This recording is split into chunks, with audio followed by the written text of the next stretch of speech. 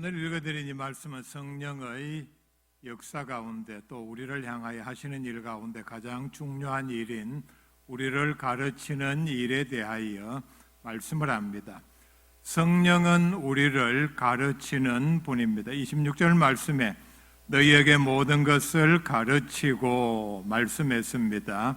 제자들에게 1차적으로 하나님께서 예수 그리스도를 보내셔서 많은 말씀들로 가르치셨고 후에 성령의 역사를 통해서 그것을 기억하고 하나님의 말씀을 기록하고 그리고 나아가서 많은 사람들에게 하나님의 말씀을 전파하게 하셨습니다. 성령께서 제자들에게 예수 그리스도의 복음 진리를 가르칠 것을 이후에 말씀을 합니다. 예언으로 주신 말씀입니다. 그 전에 예수님께서 제자들에게 스승으로서 훈련을 시키면서 먼저 가르쳐 주셨습니다. 여기에서 말하는 너희는 제자들뿐만 아니라 오늘 우리에게도 해당됩니다. 그렇다면 성령께서 오늘 우리를 어떻게 가르치시는가 주의 깊게 듣고 잘 배울 수 있기를 바랍니다. 성령은 그 당시 예수님의 제자들뿐만 아니라 우리도 가르치는 분입니다. 우리는 성령 하나님으로부터 배우는 학생들입니다. 그런데 성령께서는 우리를 그냥 가르치는 것으로만 끝나는 분이 아니다 말씀을 합니다. 세상의 교사와 학생의 관계는 어떻습니까? 그냥 가르치죠. 가르쳐 놓고 사실 일정 예습 복습은 하게 하고 또 돌봐준다 이런 개념은 있지만은 책임은 지지를 못합니다. 학교에서 학원에서 학생들을 가르쳤는데 목표를 두고 가르쳤는데 시험 쳐서 떨어졌다 해서 교사가 책임지는 경우는 없습니다. 학생이 떨어지면은 책임은 학생들에게 돌리죠. 나는 잘 가르쳤는데 학생이 이해를 못해서 시험에 떨어진 것이다. 사실 일정 부분 그렇기도 합니다. 그런데 오늘 우리에게 놀라운 말씀을 주시는데 성령께서는 가르치실 뿐만 아니라 가르친 모든 것을 생각나게 하시는 분이라 말씀을 합니다. 놀라운 말씀입니다. 얼마나 놀라운 말씀입니까? 성령께서는 우리를 가르쳐 주시고 가르친 모든 내용에 대해서 가르친 그 대상 학생들 우리들에 대해서 한 번 가르친 내용에 대해서 책임을 지고 가르친 모든 내용을 기억나게 한다, 생각나게 한다.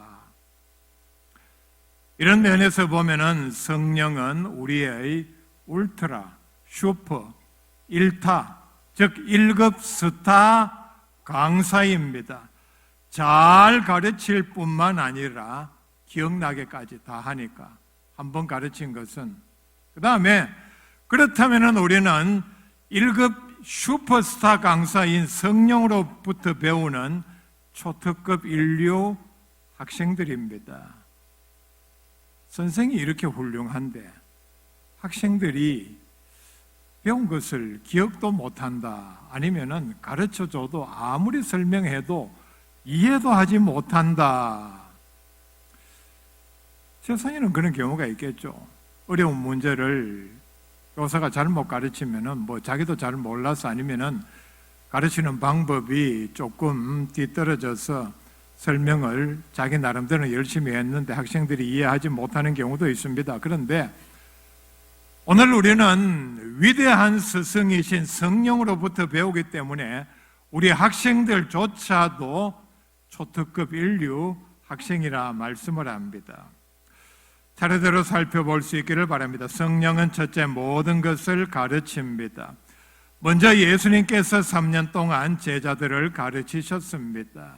3년 이상 아마 3년 반 동안 합숙을 하면서 늘 다니면서 그리고 따로 수업 시간이 정해져 있지 않을 정도로 모든 시간이 다 교육 시간이었습니다.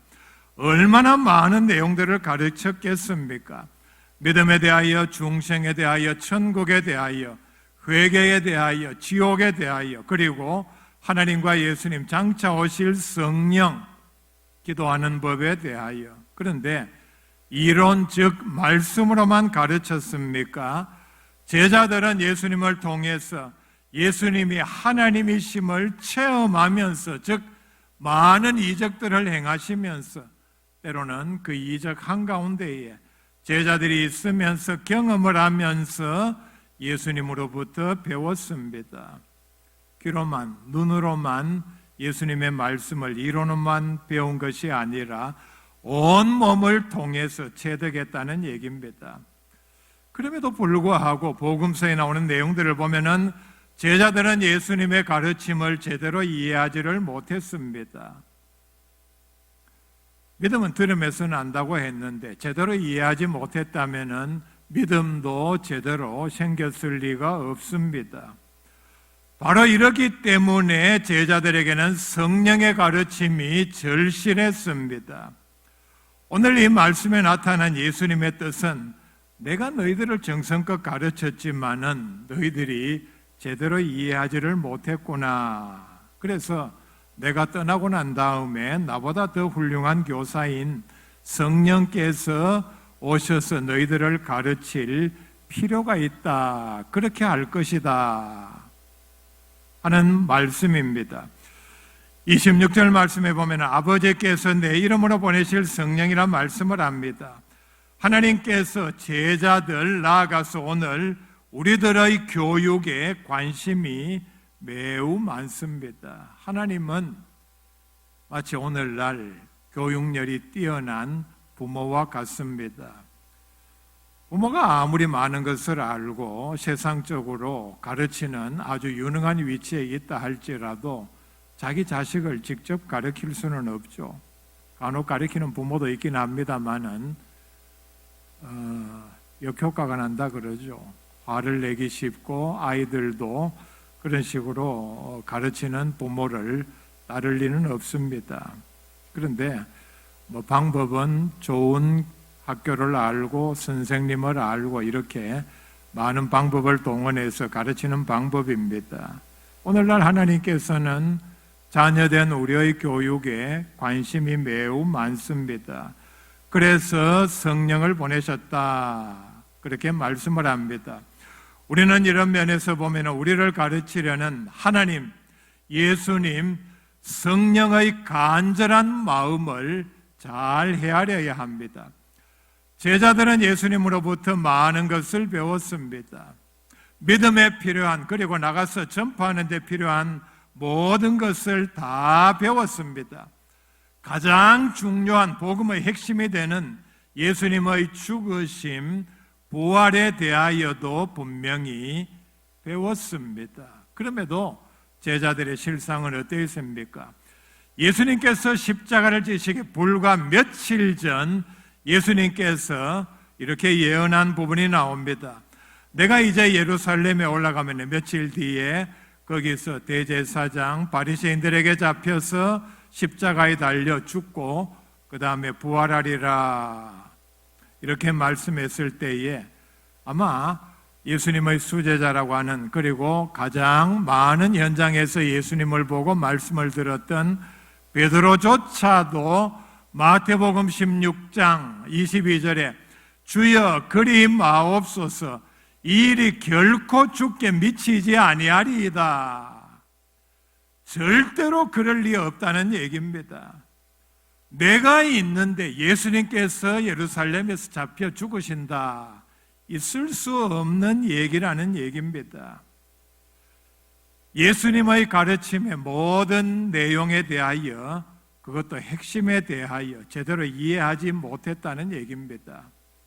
그런데 어땠습니까? 예수님께서 부활 승천하신 후에 성령 충만함을 받자, 즉 성령의 가르침을 통해서 사도행전 2장에서 예수님을 십자가에 못 박은 사람들에게 이렇게 설교합니다. 예수님의 십자가의 죽으심 그리고 부활은 하나님의 예정하신 뜻 가운데에서 일어난 사건이다. 6주 만에 놀라운 변화를 보입니다. 예수님의 죽으심에 대한 그의 인식이 성령의 가르침에 의해서 180도 바뀌었다는 얘기입니다. 그리고 베드로는 나아가서 예수님을 십자가에 못 박은 사람들에게 예수 그리스도를 전파합니다. 예수는 그리스도시다. 우리의 구원자이시며 기름 부음 받은 자시다. 완벽한 복음을 전했습니다.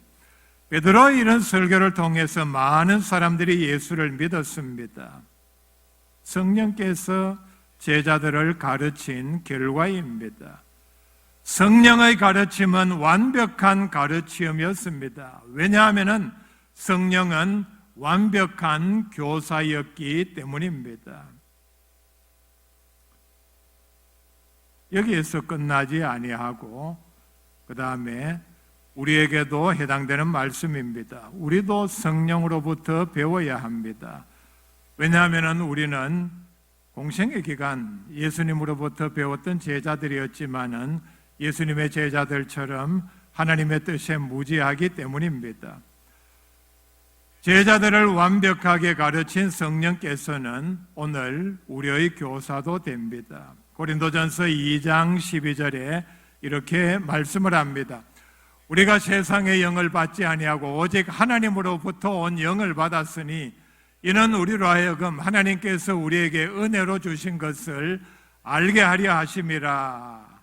분명하게 말씀을 하죠. 여기서부터. 자, 12절에 우리가 성령을 받은 이유, 목적이 무엇이냐? 하나님께서 우리에게 은혜로 주신 것들을 알게 하려 하심이라. 단 하나 두드러지게 그것을 말씀을 합니다. 13절 말씀에 우리가 이것을 말하거니와 사람의 지혜가 가르친 말로 아니하고 오직 성령께서 가르친 것으로 하니 영적인 일은 영적인 것으로 분별하느니라. 예수님의 제자들을 복음으로 완벽하게 무장하고 어떤 협박도 죽음까지도 두려워하지 아니하고 하나님의 말씀을 들고 세상을 향해서 나아갈 수 있었던 이유는 사람이 가르친 사람의 방법, 사람의 지혜로 하지 아니하고 성령께서 가르치신 내용을 가지고 나아갔기 때문이라 말씀을 합니다. 우리를 가르치는 성령의 사역이 없으면은 어느 누구도 천국의 비밀을 깨달을 수 없습니다. 성령으로 아니하고는 어느 누구도 예수 그리스도를 주라 고백할 수 없다고 분명히 말씀을 했습니다. 우리의 믿음에 우리의 예수 그리스도를 고백하는 귀한 고백에 먼저 성령께서 우리를 가르치는 역사가 먼저 일어났다 하는 것을 말씀을 합니다. 설교가 무엇이냐? 가장 간단하게 정의하는 내용은 이것입니다.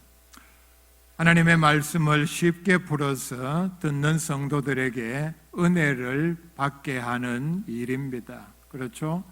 예배 시간에 이렇게 목사가 성경을 읽고 제가 오늘 짧게 2절을 읽었습니다. 실제로 다루는 내용은 한 절입니다.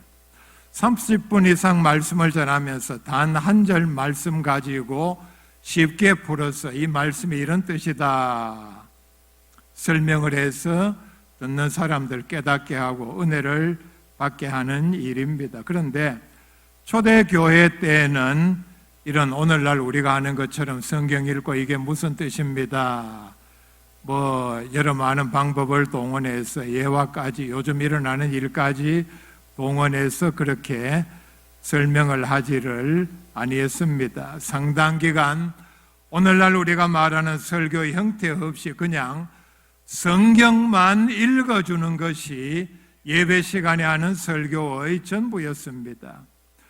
성경 구절을 그냥 쭉 읽어줬는데 성령께서 깨닫게 하시고 그 다음에 마음의 은혜를 받아서 성도들은 듣고 나가서 그 말씀들을 행했습니다. 성령께서 역사하셨기 때문입니다. 이 예를 성경에서 몇 군데 예를 들어드립니다. 요한계시록 1장 3절에 보면은 이 예언의 말씀을 읽는 자와 단수로 말씀을 합니다. 혼자서 강단에서 저처럼 이렇게 하나님의 말씀을 쭉 계속해서 읽었습니다. 그러니까 말씀을 읽는 자는 한 사람 단수입니다. 그런데 듣는 자와 복수입니다. 여러 사람들입니다. 지금 여러분들처럼 많은 사람이 듣습니다. 그 다음에 그 가운데 기록한 것을 지키는 자는 역시 복수입니다. 뒤에 복이 있나니. 요한계시록 읽어보신 분들은 아실 것입니다. 매우 어렵습니다. 그런데 이 어려운 요한계시록 말씀을 여러분 집에 가서 읽으면서 과거로 돌아가서 예배 시간이다 생각하고 연상을 해볼 수 있기를 바랍니다. 그냥 목사가 그 어려운 내용을 예배 시간에 설교를 합시고 다른 일체 설명 없이 쭉 읽어주기만 했는데 듣는 사람에게 복이 임한다 말씀을 했습니다.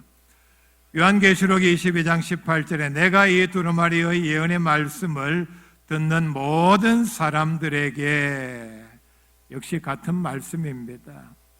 예배 시간에 강단에 선 인도자가 읽어주고 듣는 사람은 그냥 앉아서 성경 구절을 듣기만 했습니다. 디모데전서 4장 13절에 내가 이럴 때까지 읽는 것과 즉 예배 시간에 공개적으로 설교 형태로 성경을 읽어주는 것을 말을 합니다.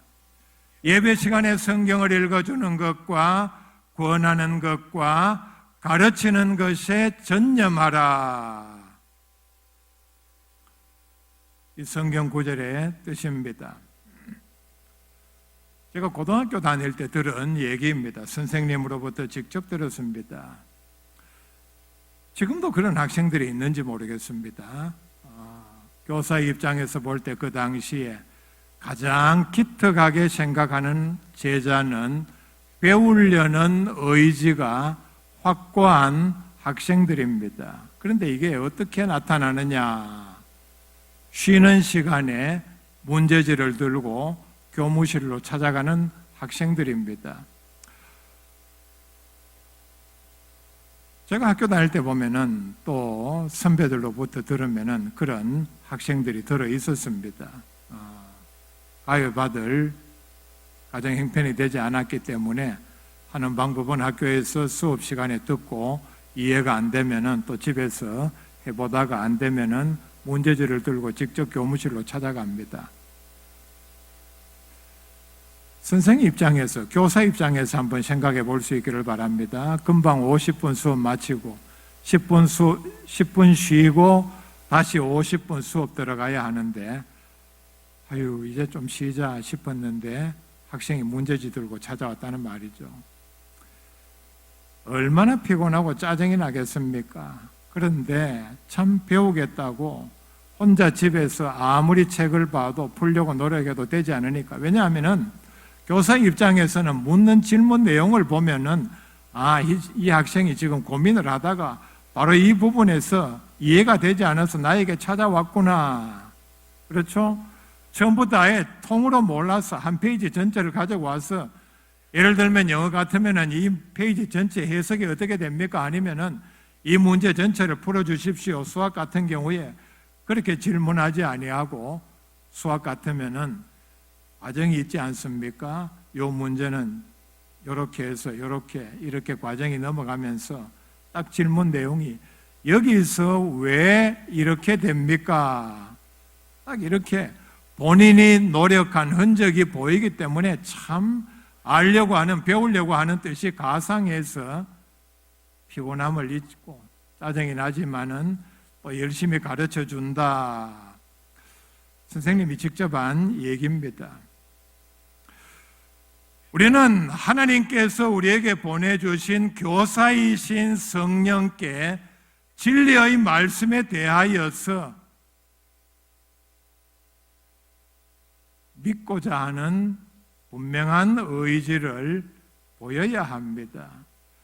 진리의 말씀에 대해서 내가 이해되지 않는 부분이 있다면은 알고자 하는 성의를 분명히 드러내 보여야 합니다. 그럴 때에 하나님의 말씀에 대해서 궁금한 것이 있으면은 기도하는 중에 성령께 묻고 성경을 찾고 그리고 암송하고 저한테 묻는 것도 한 방법입니다. 그런데 오늘날 많은 성도들이 어떻습니까? 진리의 말씀에 대해서 궁금해하지도 아니하고 묻지도 아니하고 엉뚱한 것 좋아하는데 아무리 슈퍼 울트라 1급 스타 강사를 할지라도 관심도 없는 사람에게 찾아가서 이게 이런 뜻이다 가르쳐 줄 리 있겠습니까? 교회에서 말씀을 전할 때에 공부할 때에 외적으로 보면은 목사 또 교사가 가르칩니다. 지금 그렇죠? 여러분들 강단에 보면은 제가 말씀을 가르치고 있는데 인간 김광우가 이렇게 사람의 형태로 가르치고 있습니다. 가르치기 위해서 책을 찾고 준비를 하고 다시 듣는 여러분의 입장에서 알기 쉽게 정리를 해서 풀어서 말씀을 합니다. 그런데 제대로 가르치고 제대로 이해하기 위해서 그냥 이렇게 가르치는 것이 전부가 아니라 가르칠 때도 들을 때도 여러분 각자의 마음에 성령께서 역사하셔야 합니다. 그게 뭐냐면은 잘 이해가 되지 않을 때는 성령의 도우심을 구해야 합니다. 집중을 하는 것처럼 보이지만은 말씀을 들으면서 딴 생각하고 듣는 내용이 제 염려가 그겁니다. 특별히 설교 내용이 성령에 대하여 말씀을 전할 때에는 지겹다, 어렵다. 저거 지금 내가 당면한 실생활에 별 도움이 되지 않는데 이렇게 생각하는데 성령께서 역사하시겠습니까? 마태복음 13장 14절에 하여 너희가 듣기는 들어도 깨닫지 못할 것이요 보기는 보아도 알지 못하리라. 이 백성들의 마음이 완악하여져서 그 귀는 듣기에 둔하고 눈은 감았으니 말씀을 합니다. 가장 쉽게 비유적으로 설명을 하자면은 성령의 우리 마음 속에서 가르치는 역사는 성령의 조명이라 이렇게 한마디로 정의를 합니다. 조명이 뭡니까? 빛을 비추어 준다는 뜻입니다. 깜깜한 밤에 아무런 빛도 없는데 눈이 아무리 좋아도 그 눈에 뭐가 보일 리 없습니다. 불을 켜면 어떻습니까? 작은 촛불이라도 켜면 방에 무엇이 있는지 무슨 글이 적혀 있는지 쉽게 읽을 수 있습니다. 성령의 가르침이 바로 성령의 조명이라고 말하는 이유가 그런 내용입니다. 교회 나온 지 오래되었으면서도 성경에 대하여 구원 진리에 대하여 더 이상 배울 필요가 없다고 생각하는 사람들은 우리에게 교사로 찾아오신 성령을 무시하고 배척하는 행위입니다. 성령에 대하여 전혀 모르는 사람입니다. 성령을 우리 마음에 영접하고자 하는 마음이 전혀 없다는 얘기입니다. 성령께서 하시는 가장 중요한 일이 우리를 가르치는 일인데 그런 일로 내 곁에 찾아와 계시는데 그런 위대한 스승을 내 곁에 두고도 수십 년이 가도 질문 하나 하지 않는다면, 배우려고 하지 않는다면 보내주신 하나님 예수님, 찾아오신 성령님께서 얼마나 섭섭해 하시겠습니까? 두 번째, 모든 것을 생각나게 한다 말씀을 합니다. 예수님께서 제자들을 충분한 시간을 두고 가르치셨습니다. 그런데 제자들은 제대로 이해하지를 못했습니다. 예수님의 말씀을 다 기억하고 있을 리 없습니다. 예수님께서 말씀을 하셨습니다. 요한복음 2장에 나오는 내용입니다. 너희가 이 성전을 얼라 내가 사흘 동안에 일으키리라. 제자들이 다 들었습니다. 그런데 요한복음 2장 22절에 예수님께서 죽은 자 가운데서 살아나신 후에야 제자들이 이 말씀하신 것을 기억하고 성경과 예수께서 하신 말씀을 믿었더라. 말씀을 하죠. 그러니까 예수님의 그 말씀, 그 중요한 말씀 현장에서 들었으면서도 제자들은 성령의 기억나게 하심 역사 이전에는 그 말씀을 기억하지 못했다는 얘기입니다. 이해도 하지 못하고 기억도 하지 못한 내용을 다른 사람들에게 전할 수는 없습니다. 그렇지 않습니까? 자기도 모르는데 어떻게 다른 사람에게 전하고 가르칠 수 있다는 얘기입니까? 그렇기 때문에 제자들에게는 또 오늘 우리에게는 예수님께서 말씀한 모든 것을 생각나게 하는 역사가 필요합니다. 생각나게 한다. 이 말은 기억나게 한다. 가장 단순하게. 그런데 원래의 뜻은 이해하지 못하여서 완전히 잊었던 예수님의 말씀을 생명력 있게 다시 생생하게 이해하고 그리고 확실하게 믿을 수 있게 도와주시는 역할을 한다는 뜻입니다.